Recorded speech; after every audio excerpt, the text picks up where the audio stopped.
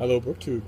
The morning's mail came while I was at the Christian Science Monitor, plotting and scheming what I'm going to be reviewing in September.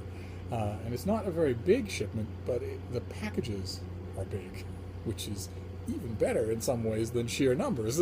But first, I thought I'd show you my little kumquats. There they are, on the floor. Malin accidentally tripped over Lucy when she was trying to make herself comfortable, and that's why Lucy is pouting off the blanket. But she'll soon forget that it happened, and then we'll be back to normal. But anyway, there's just 4 packages here. I thought we'd go through them together and see what the book world is saying today. Of course, this is only half of what I will get. The big shipment still hasn't come. Istanbul by Thomas F. Madden, who wrote a book, a similar social history of Venice. I love Istanbul. It's a trifle hot, but I guess we're all going to be a trifle hot before too long, right? So this comes out at the end of November. Geez, even the ARC looks pretty. Who knows what the finished book will look like? Alright, so next is this one. It's just a normal size package, but fairly heavy. It's probably a finished copy of something. No, I'm wrong. It's a galley. Oh, look at that. Oh my. This is James Hornsfisher, The Fleet at Flood Tide. America in Total War in the Pacific, 1944-1945. Oh my. A new history of the Battle of the Pacific. Fantastic. This comes out at the end of October. Oh my, very nice. 2016 is turning into a spectacular year for World War II books, which is very good news for Steve.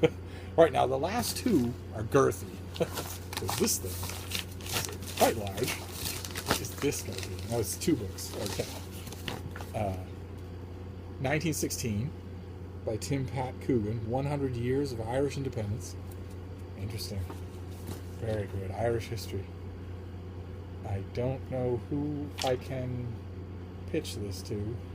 This comes out on the 1st of November. Probably I will end up reviewing this for Open Letters.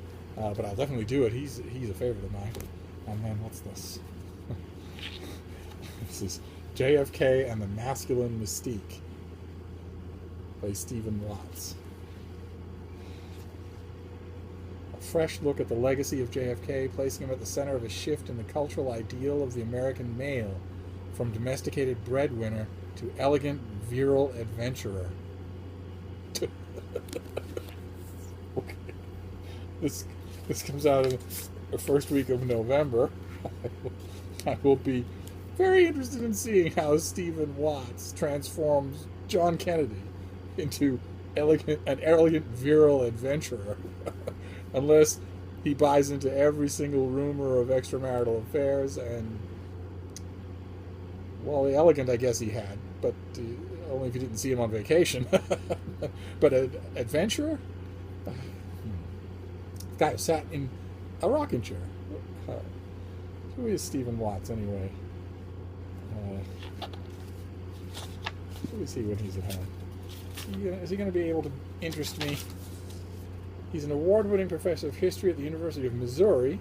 He's been a consultant and on-screen expert for several documentaries on PBS, the History Channel, Bloomberg News, and Fox. He's the author of several books, including The People's Tycoon, Mr. Playboy, and Self-Help Messiah. Okay, so he wrote a book on Henry Ford, wrote a book on Hugh Hefner, wrote a book on Dale Carnegie. Okay. All right, well, I don't miss any books on JFK, so I will read it, but I'm a little troubled by the cover implication. Yep, what's cool and masculine that's happening on that cover? And then, look at this thing, Faith and Begorra. Oh, my. This has to be more than one book. There is no book this size coming out, or I would know about it.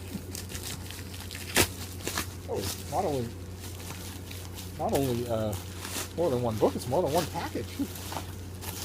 Packages within packages. All right, let's see what this is. There's another package inside here. I'm going to be creeped out. No. This is The Chosen Ones, the finished copy of Stephen Sandberg. I think we saw this on this channel before. It's a big, ambitious historical novel. What does the jacket say? This is already out, I believe. At Am Spielgrund Clinic in glittering Vienna, masqueraded as a well-intentioned reform school for wayward boys and girls and a home for chronically ill children. The reality, however, was different. In the wake of Germany's annexation of Austria on the eve of World War II, the clinic's doctors, nurses, teachers created a monstrous parody of the institution's benign-sounding brief. The Nazi regime's euthanasia program would come to determine the fate of many of the clinic's inhabitants. Oh my. Okay, and Steve Sandberg is a Swedish journalist, novelist, and translator. Oh, he wrote The Emperor of Lies. Okay, I read that book. And he divides his time between Vienna and Stockholm, as do we all. Okay, so am I right? Is this out already? Yes, August 2nd. Okay. I have not read it. If I got a copy, I haven't read it, so I'm on board. And then this thing, 10-1, this is the second copy of The Chosen Ones by Steve Sandberg. We'll see. Anticlimactic note on which to end the video. Oh, no. Oh, no. This is a gigantic Victorian historical novel by Gaslight by Stephen Price. My. Very nice. Wow. So he's written 2 collections of poetry and one novel. So this thing, which is published in early October, is only his second novel? Good Lord. I bet it's been stewing inside him for 20 years. Wow. Okay, so what have we got here? Well, a Q&A. All right, let's... By Gaslight is a deeply atmospheric, haunting novel. Slow down there, Seymour. I'll quite literally be the judge of that. About the unending quest that has shaped a man's life. William Pinkerton is already famous, the son of the most notorious detective of all time, when he descends into the underworld of Victorian London in pursuit of a new lead on the fabled con artist Edward Shade. William's father died without ever finding Shade, but William is determined to drag the thief out of the shadows. Adam Foole, F-O-O-L-E, is a gentleman without a past, haunted by a love affair 10 years gone. When he receives a letter from his lost beloved, he returns to London to find her. What he learns of her fate and its connection to the man known as Shade will force him to confront a grief he had thought long buried. A fog-enshrouded hunt through sewers, opium dens, drawing rooms, and seance halls, creating the most unlikely of bonds between Pinkerton, the great detective, and Foole, the only man who may hold the key to finding Edward Shade. My. That sounds ambitious. Okay, so Steve has 2 huge novels to read. Fine by me. It's only a filthy rumor going around the internet that I hate novels. That's not true. I don't hate novels. All right, so there you have it. That was a pretty good shipment for 4 packages. And there's 2 or 3 works of serious history, depending on the JFK book. A tour of Istanbul, and 2 huge novels. That's what I call a success. So there you go. Thank you, BookTube. I'll give you one more glimpse of the little angels. Here they are. Lucy has moved even further away, but she'll move back. She's not going to resist a blanket. So anyway, there you go. That's a small enough mail haul, and I'll see you soon, BookTube. Thank you.